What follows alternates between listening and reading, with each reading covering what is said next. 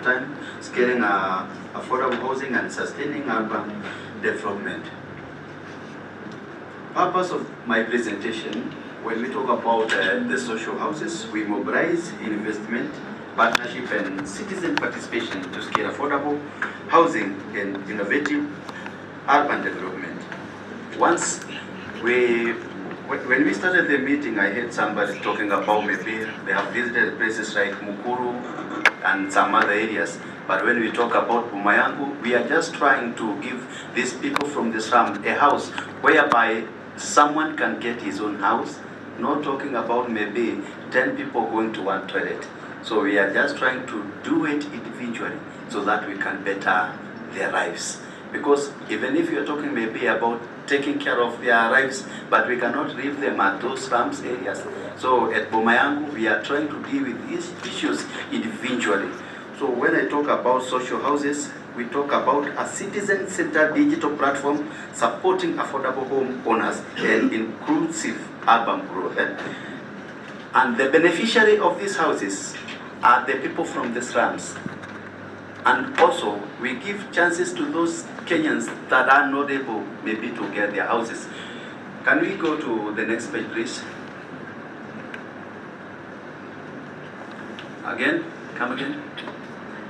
Yes, there. So when we talk about Kenya's urban opportunity, its urbanization, housing demand, and digital innovation present a unique opportunity to transform cities and improve livelihoods.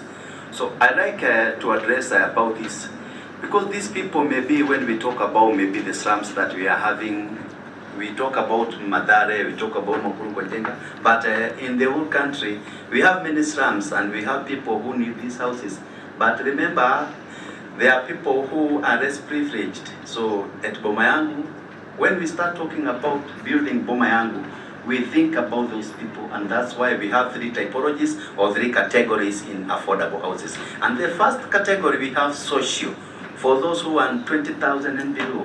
So we consider them, and even if you are jobless, we just request for M-Pesa statement for 6 months, and then we ask for an ID so that we can know who are we going to give these houses? Is it a Kenyan or is it a foreigner that we are going? And we are talking about Bumayangu. So Bumayangu is for Kenyans as for now. And we have seen in different cities or in different countries like USA, they also assist those who need these houses and they pay.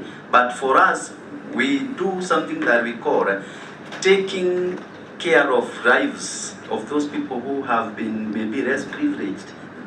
I heard in the first meeting that we are having here, somebody mentioned about structure owner.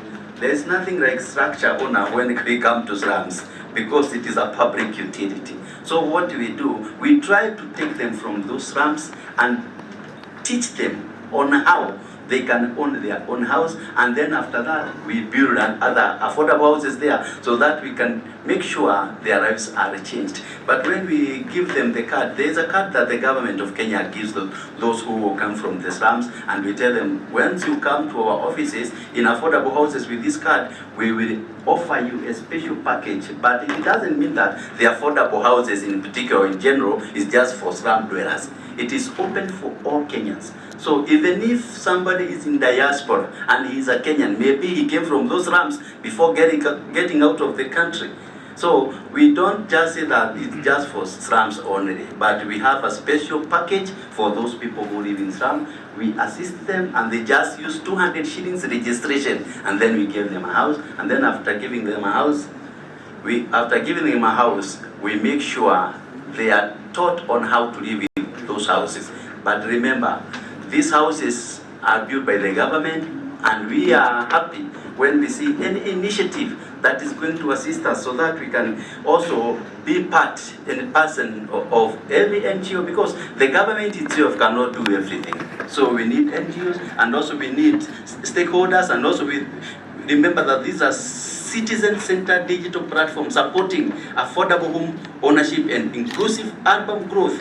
And we are happy for NGOs that are supporting us. As Mr. Musa said earlier, we need also those people who deal with the climate issue, so that they can come and assist us. And remember, in slums, there are no trees. Remember, in those slums, there are no particular reasons for telling us that they are going to plant trees whereby we know they are not their lands, they cannot be, we call them structure owners, because you cannot remove them there, because they know some of them are maybe from street, and also they are less privileged families. So we start this organization so that we can assist them on how we can change their lives for better. When we think about improving livelihoods, we talk of affordable housing and also smart infrastructure. That's where maybe these NGOs come and assist us in everything that. And now lastly we hear from the